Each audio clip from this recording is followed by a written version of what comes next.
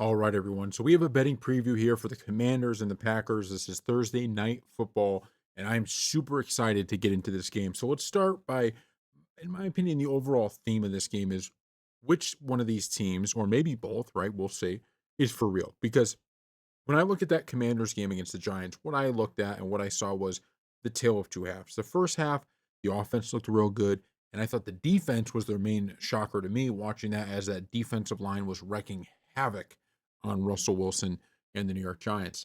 The second half was a little bit different. The offense stalled out a little bit.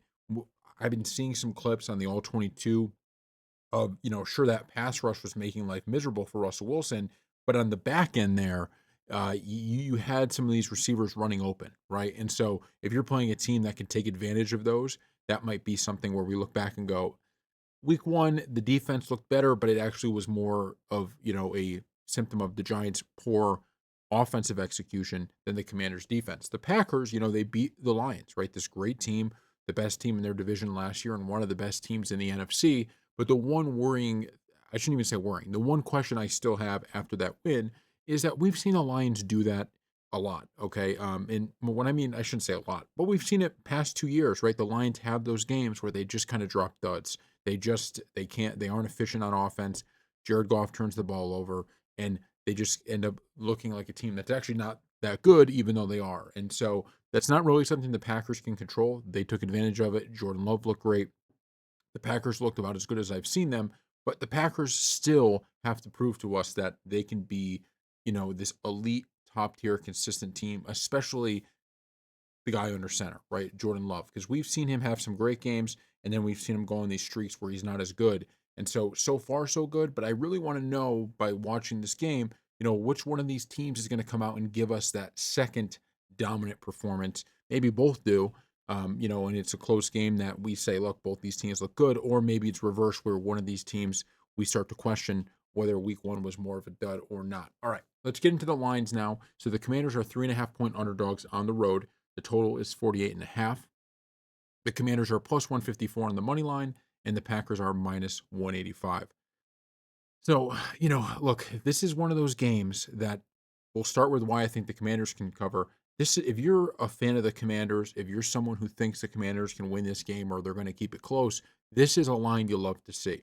Okay, you're getting that 3.5, that point five, it being not three but 3.5, is going to be a huge boost for you if you're betting this game. I know it doesn't seem like a lot, right? When you're just looking at the line, you go 3.5, it's only point five. It always appears to shake out in some of these games when it's a game-winning field goal, right? And you end up covering the spread because you had 3.5 instead of three. So that's one really, really, I think, big reason as a potential as to why this might be the case. The second thing, look, the Commanders, one thing from when they played the Giants week one is Jaden Daniels. He's getting that ball out quick. And I thought Debo Samuel looked great all game. This was not a Debo that looked like he lost a step. This was a Debo Samuel that looked like, he could be a big, big contributor to this team. And that's only going to get better as the season goes on. So yes, the Packers, they're going to have that pass rush. You have Micah Parsons, but if they can get the ball out as quick as they were against the Giants, if Jaden Daniels can do some things with his legs and kind of neutralize Micah Parsons, then this is an easy spread for them to cover, right? And on the flip side, if that defense can look anywhere near how they looked against the Giants, especially in that first half, man, this could be a very, very, very, good matchup for the Commanders because all I'm saying is they punched that Giants offensive line in the mouth, and this was a big weakness of theirs last year. Where in the games against the Giants last year, the Commanders, they were all close, right? We brought it up in our preview because we thought the Giants were going to cover that game. That the Giants probably should have won that first game. I mean, if they had a kicker, they would have won that first game against the Commanders. So just keep that in mind. Those are to me the two big things of why they could cover.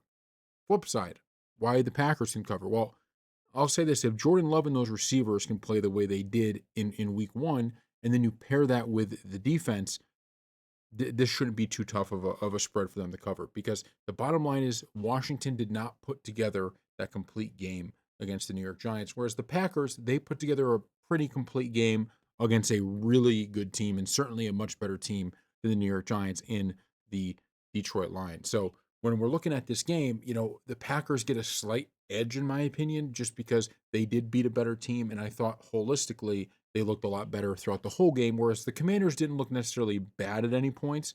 But the fact that that Commanders Giants game, the way the two teams were playing, the Commanders should have won that thing by a lot more than they did. They really actually let the Giants hang around, and luckily it didn't burn them, right, from the Commanders' perspective, but it very well could have. So for my bet in this game, I'm going to be rolling with the home team. I'm going to be rolling with the Green Bay Packers. I just think they're more trustworthy right now. I don't have a ton of trust in either of these teams because, for different reasons, like I don't have any doubts about the Commanders quarterback, but I do have doubts about the Packers quarterback and his consistency. There's no question Jordan Love can have those big games, but I question the consistency. But for this game, I don't see that really coming into play. I just think that you added Micah. The defense of Green Bay looked good. If they could get up early, they could run the ball. And I think the Commanders are going to, probably it's not going to be a, 14-21 point game, but I think the Packers is one of those things where they pull away late. And if you're betting the spread like we're going to be, we're hoping that this is a game that's 7-14, 7-14, 7-14. Field goals are going to hurt us, right? If this is a 10-point game, then we're going to have a lot of sweat late with the Commanders possibly backdooring this thing. But it's a little bit of a risk because 3.5 is a crap number.